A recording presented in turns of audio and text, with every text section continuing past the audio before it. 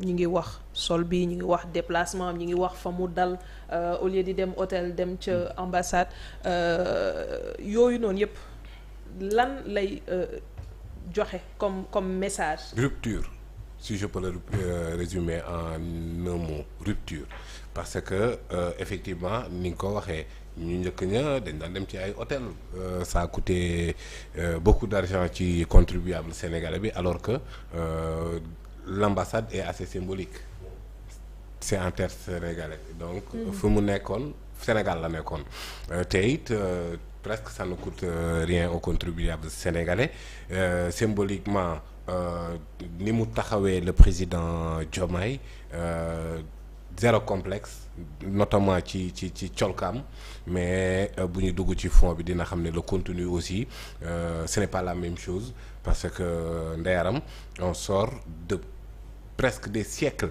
de relations occultes de relations boo xamante ne les intérêts vont en sens unique au contraire sax dañu nekkoon ci colonisation néocolonisation mondialisation tout Afrique moom moo doon perdant donc kon tey jii nii taxawaay bi nga xamante ne le président Macron lui-même dit que c'est une nouvelle impulsion et effectivement di nga xam le contenu boo kiiwee dans la forme lan la war a mën a dégg ci nouvelle impulsion boobu noonu. punchline bi ma gisagum diggante RTS ak France 24 rek ça a carrément annoncé les couleurs quoi pour dire que ni rapport bi ni nga ko jàppee rek noonu lañ koy jàppee ni nga ñu jàppee noonu lañ lay jàppee dañuy nag ñu def ànd nawle ba boo nuyu bii ma gis nii Macron nuyoo ko Diomaye xam na ne nawleem la bokkul ak ka mu doon diri ak ña mu doon diri cay jamono relation yi nga xamante ne moo fi amoon à l'époque je pense que c'était ça hein France dafa mës a jàppee ces anciennes colonies comme toujours ces colonies naka la ko mënoon a réussir c'est parce que au lieu des fonctionnaires français da doon am des fonctionnaires noirs yoo xamante ne tey jii nii firnde la parce que ka nekkoon employé am mu ngi continuer nekk employé am ba léegi 4P donc léegi mbiri soppeeku ci beneen paradigme que ni Sénégal moom moo jël option d'avoir une formation politique boo xamante ne cette politique française en Afrique daf ko mës a xeex sur tous ses plans sur toutes ses formalités donc bañ loolu noonu tax ba sénégalais yi jox bopp ñi nga xamante ne tey ñoom ñoo doon porter je ne parle pas de politique anti-français de sentiment anti-français c'était pas ça ce n'est pas il ne s'agissait pas de vivre en autarcie non plus dinañu am des relations diplomatiques ak ñëpp mais ce ne seront pas des relations de colonisés et de colonisateurs donc relation yoo xamante ne parce que adduna bi amatul benn dëkk bu mën a dund en autarcie amul benn dëkk bu ne du ma séq ak kenn lenn mënul nekk donc ça n'a jamais été le cas de dire que ni dañuy prôner benn rupture avec la France wala keneen ku mu mën ci doon mais képp ku ñu amal partenariat boo xamante ne ñun dañ ciy gis suñu bopp d'abord et que les autorités sénégalaises défendent d'abord intérêt wu sénégalais président Diomaye li waral sénégalais adopté projet am loolu la donc kon cette aspiration à une relation nawle loolu c'est une aspiration d'abord du peuple sénégalais avant d'être nag maintenant li formation politique parce que porté woon en bandoulière léegi nag tey jii ni Emmanuel Macron lui-même il a compris il a compris le message. mooy lan nouvelle impulsion bi mu wax. oui mooy firndeel. oui c'est-à-dire. mooy lan ci moom beneen xeetu partenariat. parce que boo xoolee mën na koo wax te du jëmm ci acte bu ko jëmul mooy perte bu ko jëmul mooy perte. maanaam bu ko waxee te defu ko mooy perte.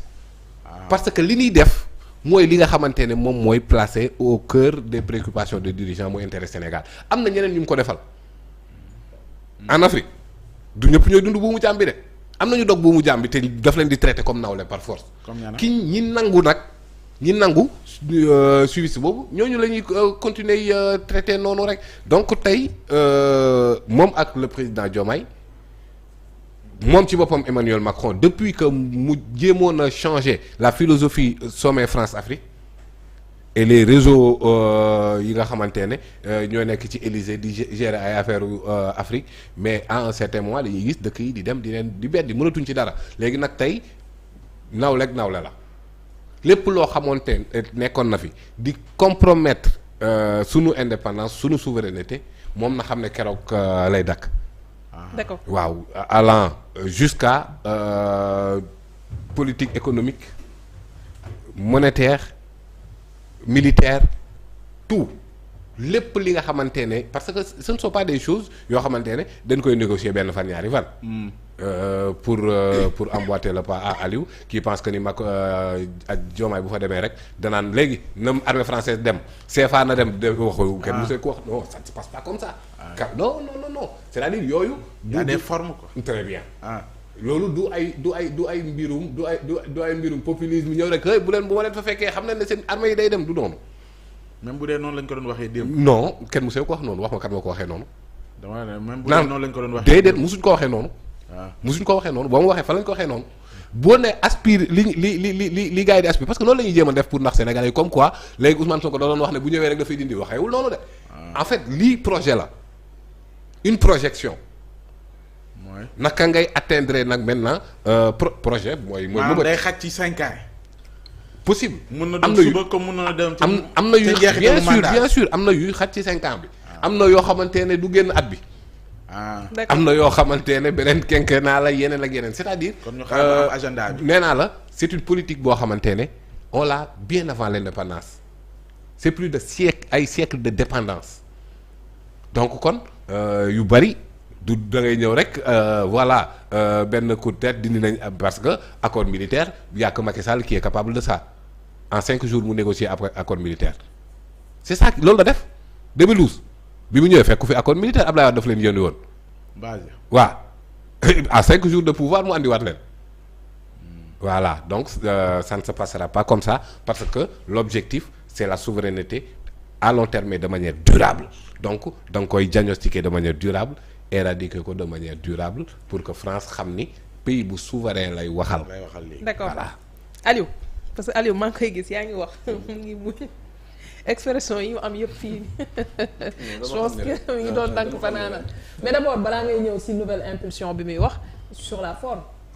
oui non la tenue. muy xam nga discours bi ba nga ko déggee lu mu la renvoyé waxuma à côté sax déjà la journaliste bi nekkoon MC bi ni nga xamante ne mi ngi doon moom apprécier ce déplacement bi le président Bassirou Diomaye Faye def ak li nga xamante ne maa ngi ko doon wax sànq sur la forme le fait que mu dem déplacement te forum bi moo ko yëkkati en marche mu am déjeuner ak le président français yow nan ngay commenter ou interpréter toutes ces facettes là yi nga xam ne am nañ ko ci visite bi. alors déjà Bassirou Diomaye Faye xam nga dafa doon. bu fi wax un garçon de.